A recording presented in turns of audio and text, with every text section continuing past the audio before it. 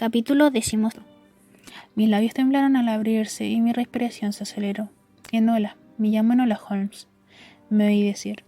Y todavía le hubiese contado más cosas sobre mí, se lo hubiese explicado todo de no ser porque en aquel preciso momento una voz surgió de la oscuridad. Cecily, ven aquí. La voz de su amo. No muy lejos. Desorientada y caminando en círculos, había fracasado mi cometido de alejarle lo suficiente de él, y estoy segura de que se podría pensar que exagero cuando digo que noté la presencia de su ira como una fuerza de la naturaleza en la noche. Pero no miento, su furia vibraba, palpándose las negras sombras de hollín. Sentí como Lady Cecily sobresaltaba como un cervatillo aterrorizado, se encorvaba y empezaba a temblar. Debo regresar, susurró, presa del terror. No, la sujeté con fuerza mientras inspeccionaba el vecindario, en busca de una escapatoria o un refugio. Por fin reconocí una calle cercana, había estado allí antes de visita, sabía dónde me encontraba y cómo escapar, pero ella se zafó de mí. Lady Cecily, no. Ni siquiera giró su cabeza en señal de despedida, de hecho pareció no oírme. Tampoco es que huyera a la carrera. Como si fuera sonámbula, caminó alejándose de mí, o mejor dicho, hacia él. Ahora lo distinguía, una forma tenebrosa en la oscuridad al final de la calle. Mientras yo permanecía rígida en las sombras, la muchacha se dirigió hacia él como si fuera ciega, arrastrando sus pies cubiertos por aquellos mugrientos harapos que alguna vez fueron de color blanco. Cecily. La vio gracias a la luz de la farola, aunque por su tono no me pareció que estaba contento de reencontrarla. Por su tono más bien, intuí que el peligro estaba cerca. ¿Cómo te atreves a abandonar tu puesto? Ven aquí. Al parecer no me había visto ni oído, todavía. Hice caer el velo para ocultar mi rostro. Caminaba airado hacia Lady Cecily. Ella iba a su encuentro. Justo en medio de la calle, desierta y sombría, se encontraron. La muchacha cabizbaja como si fuera una chiquilla que había hecho una travesura. La oí dirigirse a ella en un tono burlón, pero amenazador a la vez. No conseguí captar sus palabras, puesto que toda mi atención estaba centrada en cualquier sonido que pudiera ser yo, que en aquel preciso momento me deslizaba hacia ellos. Vi cómo él inclinaba su rostro barbudo y exhalaba su aliento hacia el rostro de Lady Cecily. Vi cómo ella se encogía. Di un rodeo por entre las sombras más oscuras y me moví sigilosamente hasta llegar cerca de ellos, muy cerca, sin que se dieran cuenta. Escúchame, ahora escúchame, mocosa inútil, decía mientras yo me aproximaba de puntillas a él por un lateral. Su ira ya era suficientemente aterradora por sí sola, pero había más. Ahora era el mesmerista que le daba órdenes, el magnatista que la dejaba indefensa con su mirada de cobra. Me obedecerás o serás castigada por tu desobediencia. Esta noche renunciarás a tu cena. ¿Qué te acabo de decir? Habla. Como si fuera un eco de sus palabras o un fantasma de ella misma, Lady Cecily empezó a murmurar. Por mi desobediencia. Justo en aquel momento me lancé sobre él. Con un grito que hubiese podido proferir uno de aquellos golfillos callejeros, clavé mis dos manos en el rostro del mesmerista y lo agarré del pelo. Como enloquecía, chillando y estirando lo más fuerte que podía, le arranqué la peluca con una mano, mientras que con otra tiraba de su barba falsa. Lady Cecily gritó. De haber llevado corsé, creo que se habría desmayado, pero tomó aliento, se recuperó y gritó. ¿Alexander Finch? Ahí estaba. Su rostro y cabeza sin artificios, sin siquiera sus gafas de cristal tintado, sin saber qué decir o hacer. Alexander Finch, gritó de nuevo Lady Cecily, presa de la indignación. Era tal como yo lo había imaginado. Podía tolerar que alguien a quien admiraba abusase de ella, pero no podía soportar que la embarcaran. Impostor, fraude. Los papeles se acababan de invertir, mientras yo, que me mantenía al margen, dejaba caer aquellos repugnantes objetos peludos al suelo. ¿Cómo te atreves a tomarme por estúpida? Silencio, le dijo en un intento de recuperar su autoridad anterior. Silencio, escarabajo nauseabundo. No, gusano. De hecho, sí que se parecía a un gusano con aquella cabeza redonda y pálida y sus ojos anodinos. Tú, gusano, ya puedes pedir silencio, porque no callaré hasta que cada comisaría de policía en Inglaterra conozca tus fechorías. Con una mirada que bien pudo haber abierto en canal, se dio la vuelta para alejarse, pero aquel hombre no conocía la vergüenza y la agarró. No te atrevas a darme la espalda, te estoy hablando. Lady Cecily se zafó de su sujeción y se puso de nuevo en marcha, sin correr, con los pies congelados envueltos en harapos, caminaba con paso aristocrático. Tal vez la suya hubiera sido una doble personalidad en algún momento de su vida, pero ya no. Nadie podría haberla confundido con una pobre en aquel instante. Se mecía cual embarcación por el Támesis, como una dama de los pies a la cabeza. Jovencita, no te atrevas a desafiarme. Su única respuesta fue seguir caminando. perra orgullosa, te lo advierto. Y aunque Alexander Finch no había alzado el tono, algo en él me dejó más helada que la propia noche y me erizó el pelo de la nuca. ¿Doble personalidad? No. No era Lady Cecily la que había seguido el mismo camino que el Dr. Jekyll y el Sr. Hyde. Vi cómo aceleraba sus pasos ligeramente mientras seguía alejándose. Ninguna mocosa me da la espalda, gritó Finch, mientras extraía con rapidez algo de su bolsillo. Algo largo. Una cinta larga y blanca que parecía retorcerse como una serpiente en mitad de la noche.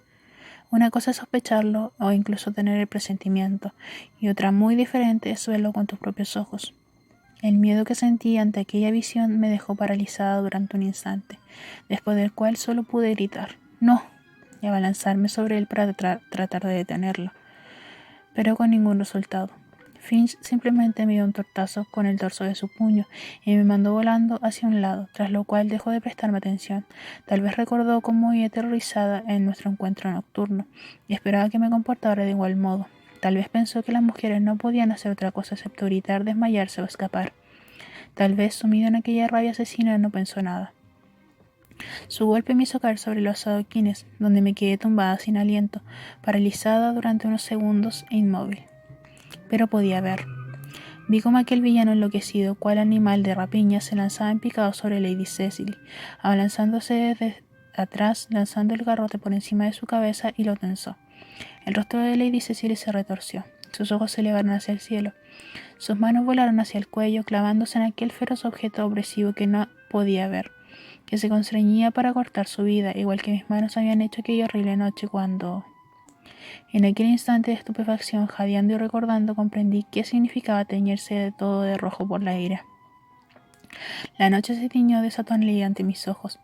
Con la furia dándome vida, me puse en pie de un salto. Mi daga, desenvainada con fiereza, apareció de golpe en mi mano. Blandiendo el arma, me precipité sobre el estrangulador. Era cruel.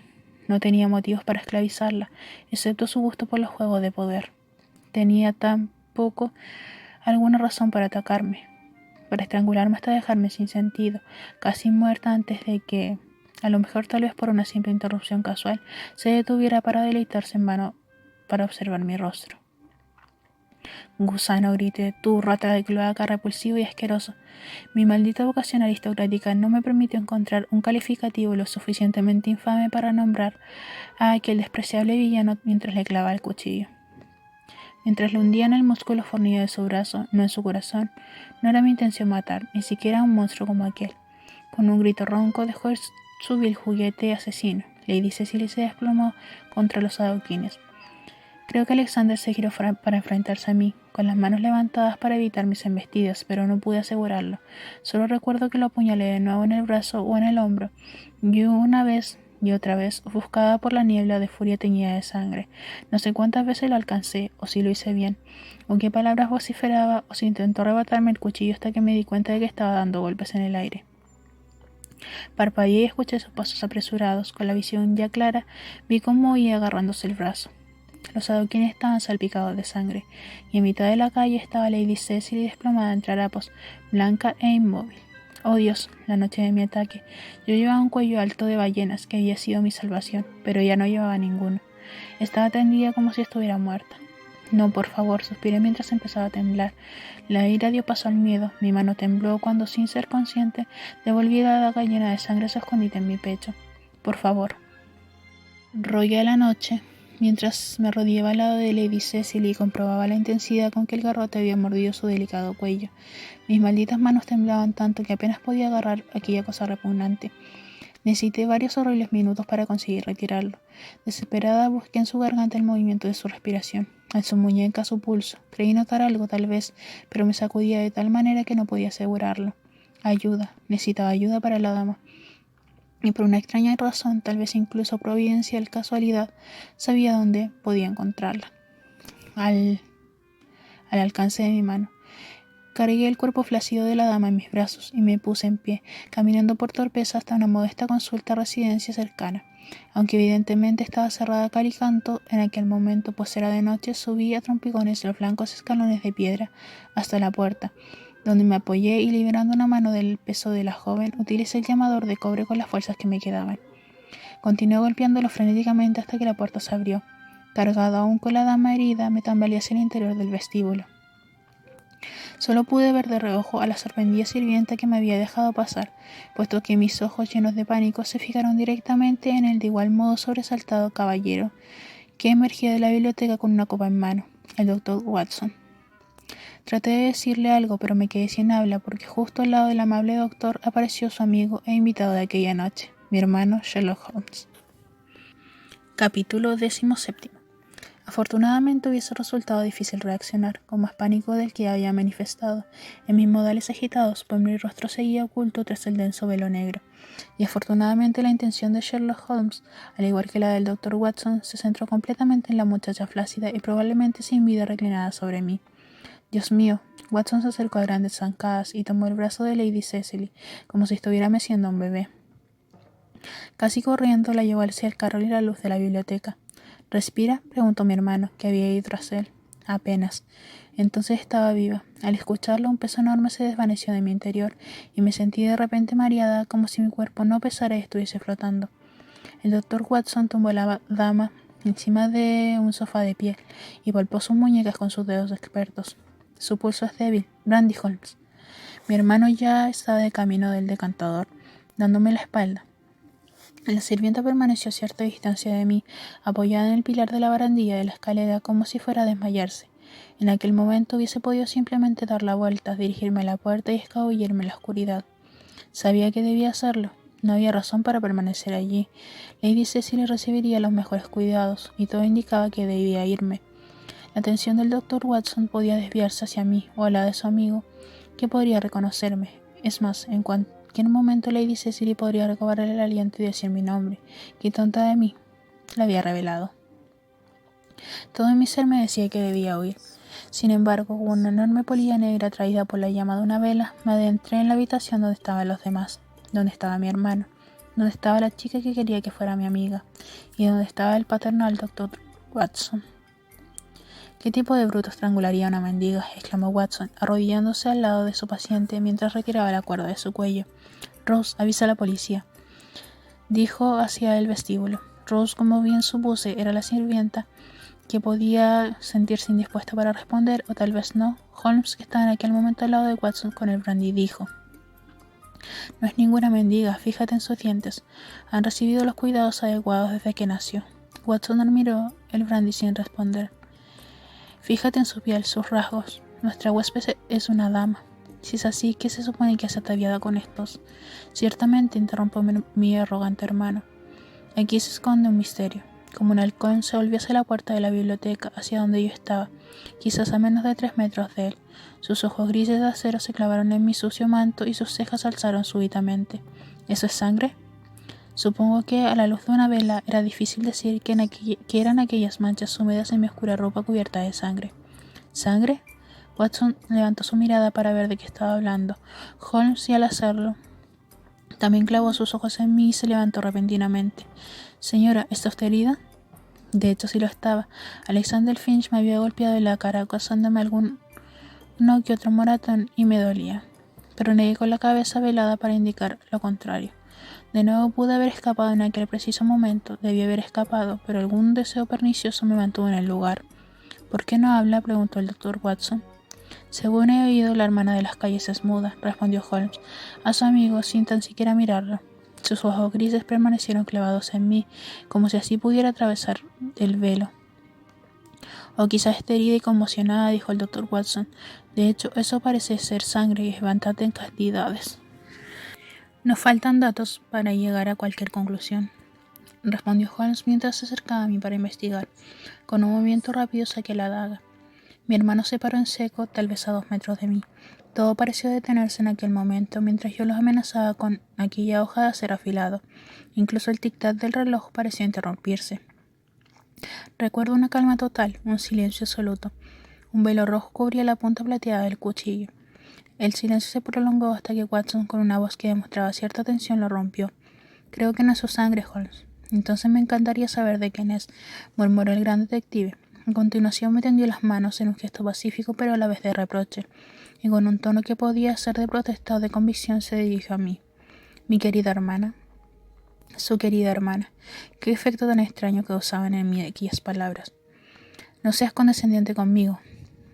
Casi no pude reconocer aquella inconfundible voz aristocrática que salía, como nunca hubiese debido ser, de debajo de mi velo.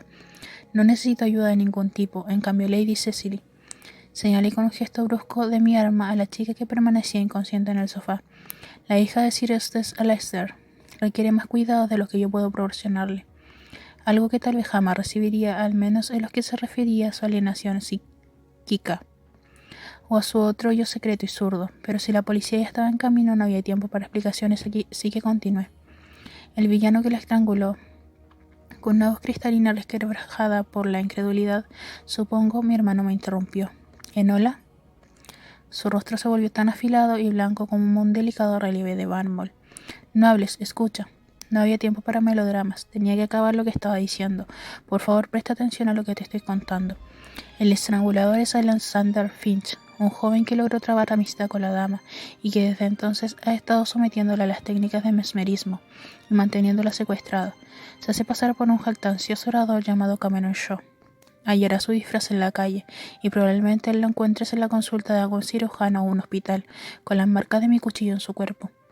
Únicamente voy a esperar que el Dr. Watson hubiese asimilado la mayor parte de la información que les acababa de proporcionar, ya que evidentemente mi hermano no lo había hecho. Me respondió con el mismo tono que antes. ¿Enola? Habiendo colaborado con todo lo que podía con la justicia, suavicé mi tono de voz considerablemente. Mi querido hermano, por favor, tranquilízate en lo que se refiere a mi bienestar. El día en que recupere mi cuadernillo de acertijo de tu escritorio, ¿no encontrarías por casualidad uno de mis pañuelos envolviendo un trozo de cebolla? Intentaba convencerlo, asegurarle que mis lloros no habían sido más que la interpretación de una actriz. Pero él no parecía entender nada de lo que decía, simplemente se inclinó hacia mí, con su expresión de alabastro a punto de estallar por la emoción contenida. Enola, debes entenderlo, no puedes seguir con esta estúpida historia sola, sin dirección, presa de la rebeldía. El Dr. Watson ve que Abierto iba a decir algo, como me temía, pero un movimiento y un gemido de Lady Cecily demandaron su atención. Iba a recuperarse, con una punzada de mi corazón abandonó cualquier esperanza de convertirme en su amiga. Tenía que conformarme con saber que estaba a salvo y confiar en que con el tiempo hallaría la libertad, al igual que yo lo había hecho. Sherlock, dije mi hermano seria y calmada, me apaño muy bien sola, gracias. ¿Intentas decirme que estás bien? Más o menos, aunque señalé algo preocupada por nuestra madre. Todavía no ha contestado mi último mensaje. Entonces dime dónde está y la encontraré. Ajá, al fin y al cabo no lo sabía todo. Ese no sería su deseo, sin importar la urgencia del caso, respondí. ¿Y tú, Enola? Insiste en seguir su ejemplo de testarudez, acabarás por tener problemas. Mi querido Sherlock, le dije casi con ternura, aunque todavía empuñaba mi daga para evitar que se acercara. El único problema que podría tener es perder mi libertad, verme forzada a una vida convencional de tareas domésticas y matrimonio. No sabes lo que dices. La obligación de toda mujer decente es ocupar un lugar decoroso que le corresponde a la sociedad. Se acercó a mí. Lo detuve con un gesto de mi arma. No te acerques más, te lo advierto. De hecho, nunca le hubiese hecho daño, pero me conocía tan poco que dejó de avanzar. No me creo ni una palabra de lo que dices, querida hermana. Su tono era casi de súplica. Permíteme ver tu rostro. No era mucho pedir por su parte, pero no podía permitirlo. El Dr. Watson podría reconocer a Ivan Basho. No. Justo en el instante en que pronunciaba aquella palabra, me di cuenta que se trataba de un ardid para apartarme del arma. Para levantarme el velo necesitaba las dos manos. Ah, no. Mi astuto hermano, no creo que sea posible. Inmóvil conservé el tono amable, esperando en que percibiera el efecto que le profesaba. Ahora me marcharé. Te ruego que transmita mis más cordiales saludos a nuestro hermano Mycroft. Una enorme agitación a mis espaldas. Rápidamente dejé de blandir el cuchillo que oculté entre los pliegues de mi manto. Me di la vuelta y salí a toda prisa de la biblioteca, justo en el momento en que la sirvienta se topaba con un agente en la puerta. «Deténganla», exclamó mi hermano, pero la sirvienta, que estaba muy alterada, instaba a los agentes hacia el lugar donde yacía Lady Cecily. Antes de que Sherlock Holmes pudiese gritar de nuevo, yo ya había atravesado el umbral y me alejaba corriendo por la calle. «Deténganla». En plena noche la voz de mi hermano sonaba como un cuerno de caza. Escuché el sonido de la persecución tras de mí, el ruido amortiguado de las pisadas de la gente y las grandes y más ligeras zancadas de mi hermano. Sintiéndome como una presa, salté por encima de la baranda de hierro y caí de golpe en un sótano del servicio, huyendo para salvar mi vida. La pérdida de libertad me habría matado. Corrí hacia el callejón trasero y desde allí hacia el laberinto de cobertizos, talleres y jaulas de animales detrás de las casas. Cuando me tuve un momento dentro de una cochera para recordar mi aliento, como mi sentido común, oí a mi hermano que hablaba con el agente. A continuación, escuché cómo este último se paraba ante la caseta telefónica policial de la esquina. Oh, estupendo. En breve tendría a todos los agentes de policía de Londres pegados en mis talones. Tráiganme un farol, ordenó la autoritaria voz de mi hermano a alguien. No puede haber ido muy lejos. Abandoné la cochera por el lado contrario y seguí corriendo a ciegas en un estado frenético desesperado. Sherlock Holmes buscaría en cada establo de caballos, en cada cobertizo para vacas, en cada sombra de los pasadizos y callejuelas, mientras la policía vigilaba las calles. No había lugar donde esconderme.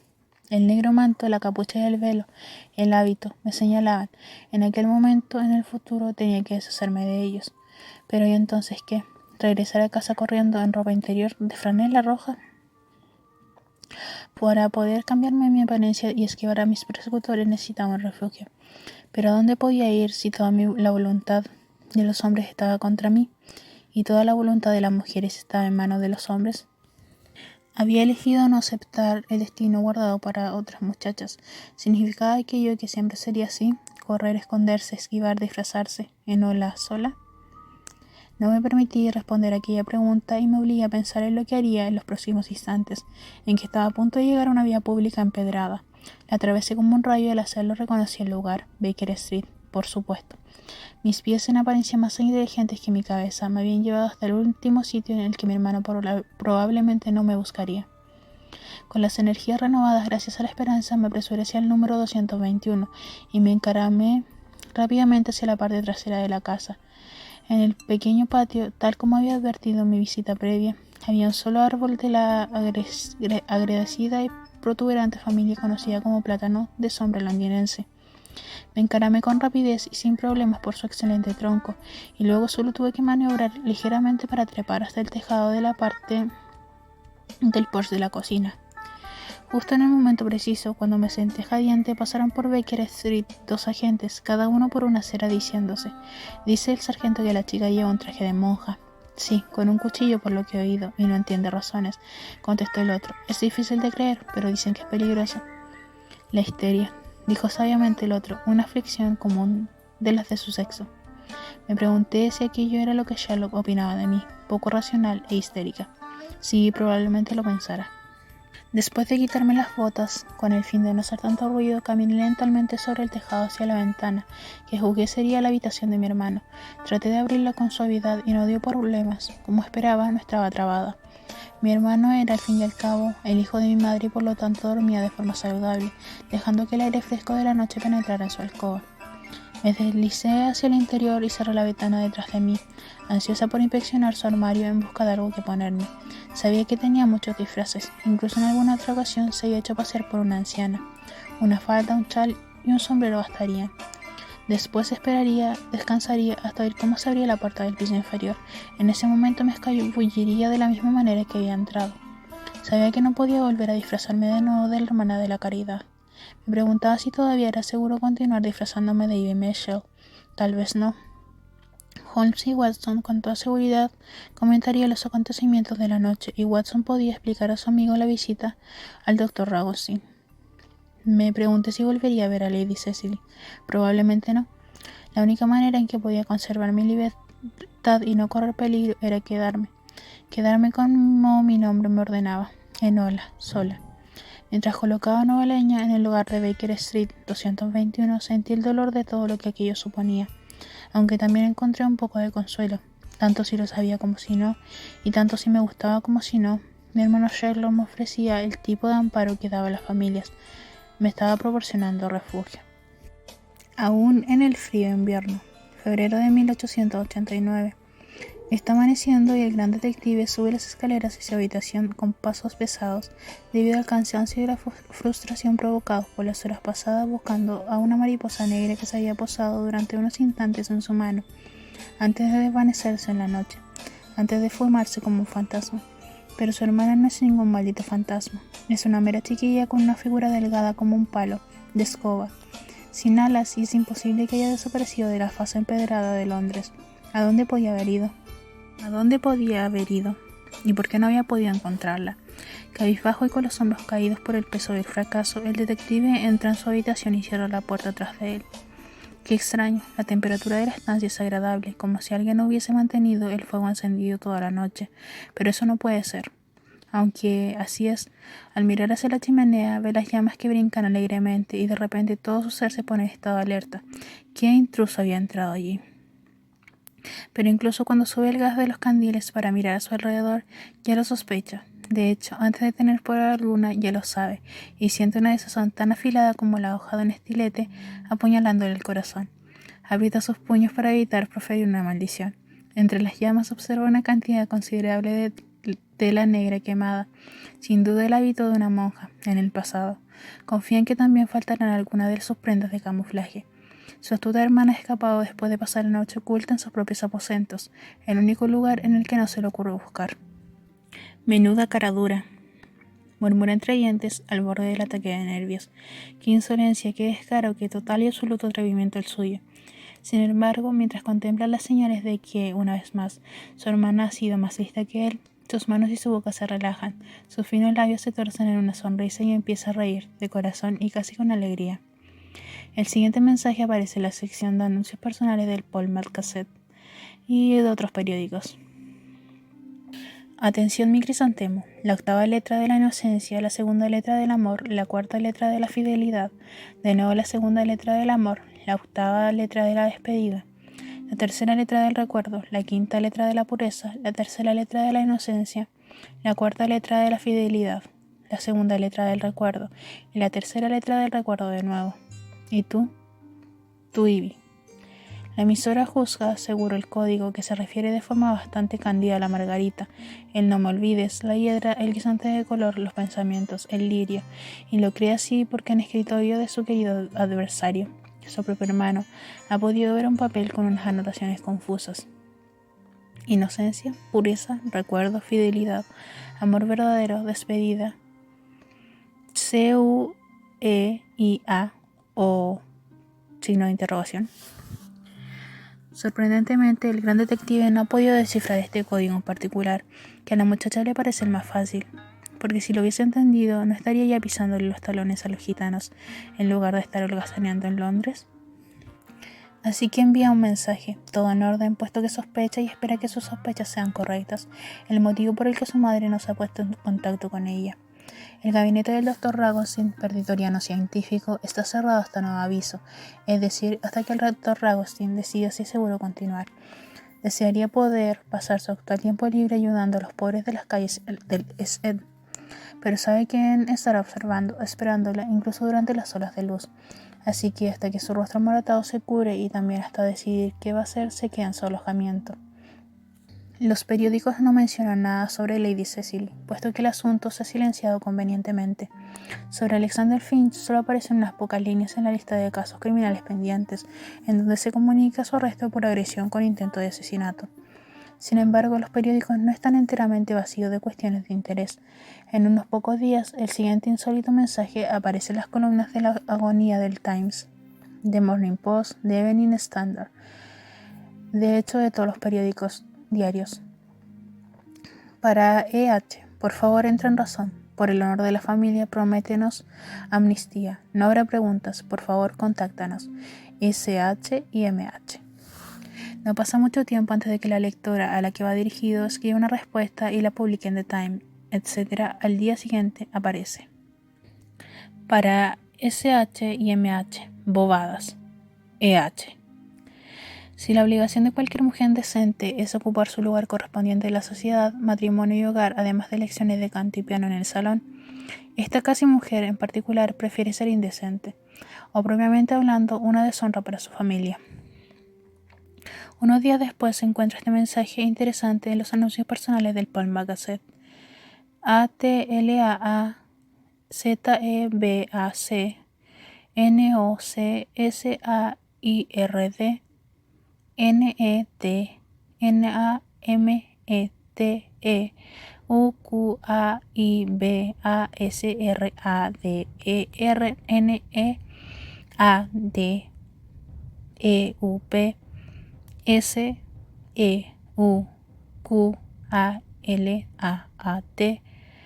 NALPSEO-NDADILEDIFAL. La joven destinataria lo descifra rápidamente, leyéndolo del revés e ignorando los espacios entre las palabras. Le confirma que sus sospechas sobre los motivos por los que su madre no contesta a su anterior ruego son correctos. Mamá no acudirá o no puede acudir en su rescate, nunca. Sin embargo, mamá tampoco puede rechazar semejante petición de forma directa. Por lo tanto, el silencio había sido la única respuesta que aquella excéntrica mujer había podido ofrecer hasta ahora. Con una sonrisa de arrepentimiento, la lectora escucha en las palabras impresas una voz que de pequeña a menudo le decía lo mismo.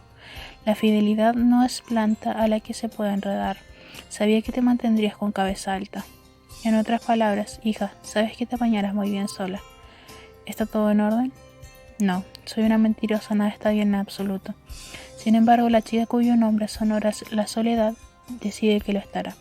Algún día, ella se encargará de que así sea.